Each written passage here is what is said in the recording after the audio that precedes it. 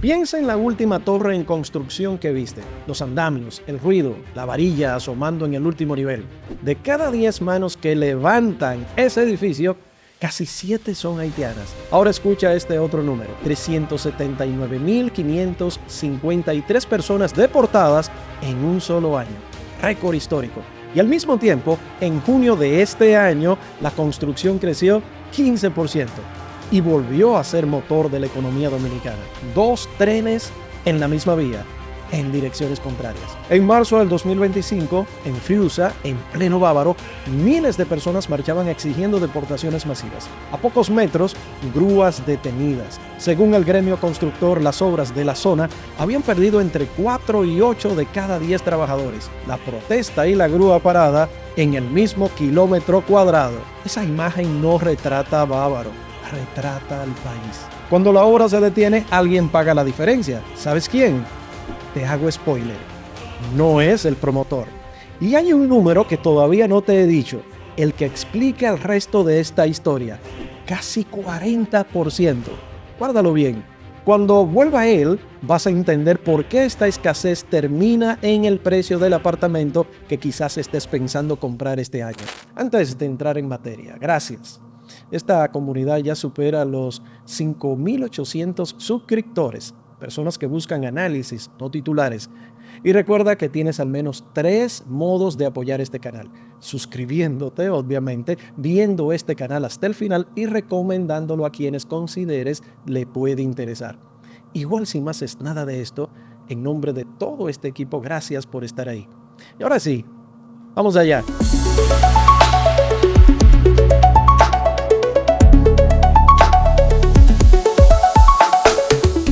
Hoy responderemos 3 preguntas que ningún titular junta.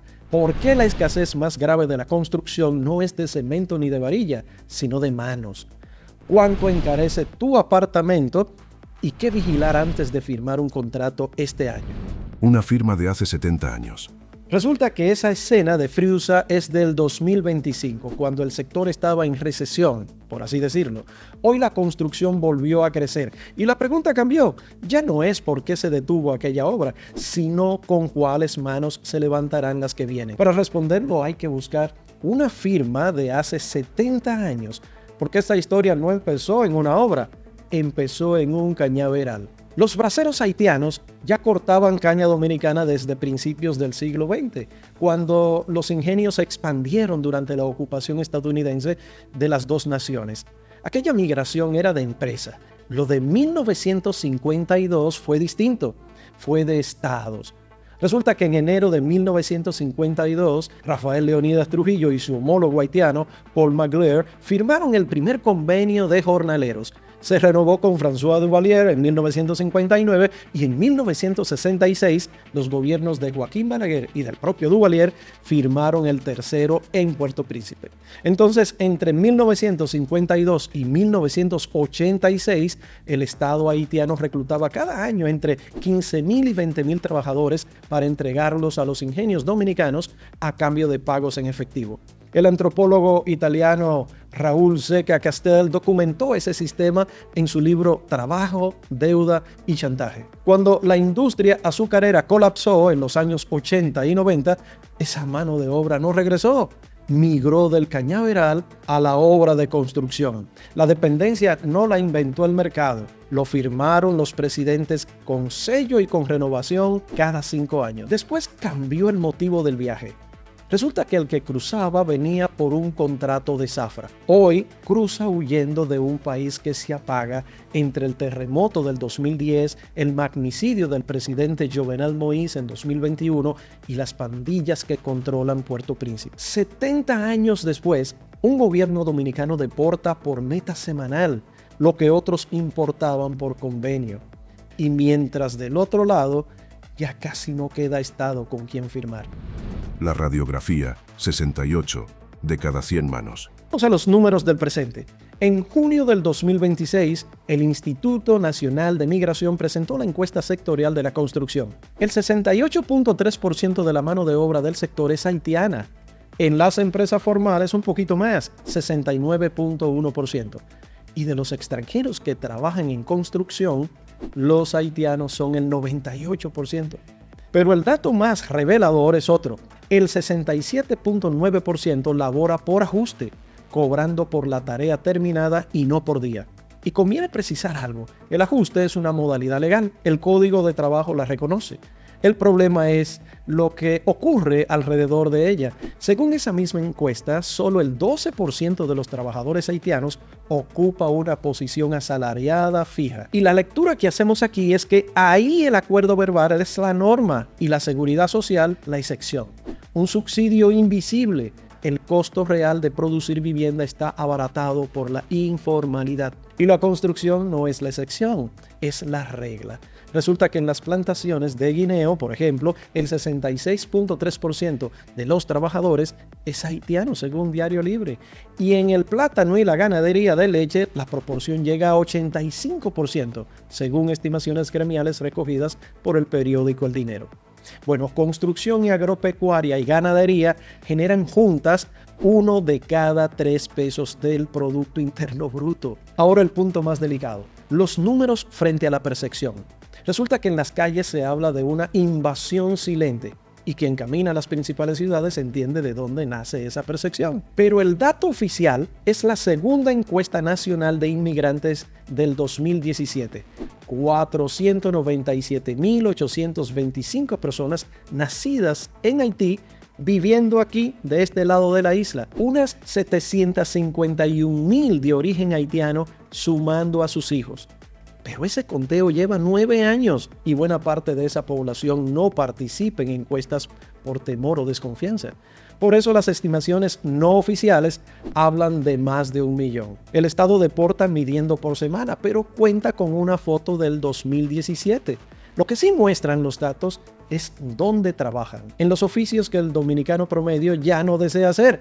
Y ahí cabe un espejo que esta audiencia conoce muy bien, nuestra diáspora, atendiendo bodegas en Nueva York o cuidando envejecientes en España. La lectura aquí es económica, no política, por supuesto. Cada economía que crece importa los brazos que su propia gente deja libre. La presión sobre los servicios públicos es real para quien la vive. La dependencia productiva es real para quien construye. Un punto aquí. Si este análisis te está dando herramientas, por favor suscríbete y activa las notificaciones. Nuestro interés es de seguir la pista del dinero con datos y con fuentes e informártelo. Y déjame una respuesta corta en los comentarios. En tu zona, por ejemplo, las obras que ves, ¿están avanzando o están esperando? La calle, el palacio y la obra. 3 fuerzas que chocan. Cruzamos ahora la economía con la política migratoria. Desde octubre del 2024 hasta diciembre del 2025, la construcción en República Dominicana cayó 5 trimestres seguidos, con contracciones de entre 1.2 y 3.3% según el Banco Central. 2025 cerró en 1.8%, peor que en el año de la pandemia. Y la segunda recesión más larga en 15 años. Escuchen esto, se perdieron 11.559 empleos de 436.050 ocupados a 424.491.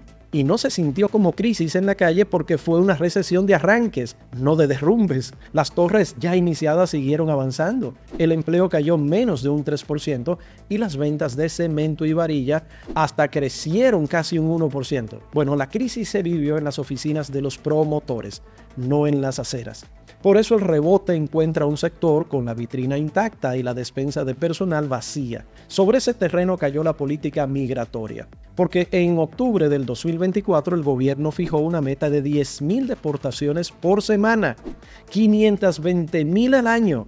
La cifra real del 2025 fue de 379.553 personas, según la Dirección General de Migración, unas 7.300 semanales.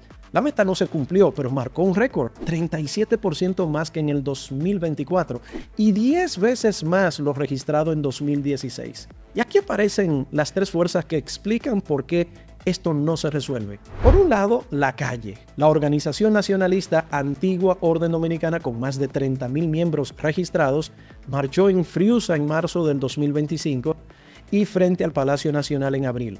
Por otro lado, el Palacio Nacional. Resulta que el vocero de la presidencia, Homero Figueroa, lo planteó con franqueza en mayo del 2025. La política oficial es reducir la presencia de indocumentados, asegurar la frontera y hacer cumplir la ley. Y no incluye ningún plan de regularización. Y por último, la obra en construcción. Anneris Meléndez, presidenta de la Asociación Dominicana de Constructores y Promotores de Vivienda, ACOPROVI, señaló que la escasez alargó cronogramas y golpeó la productividad.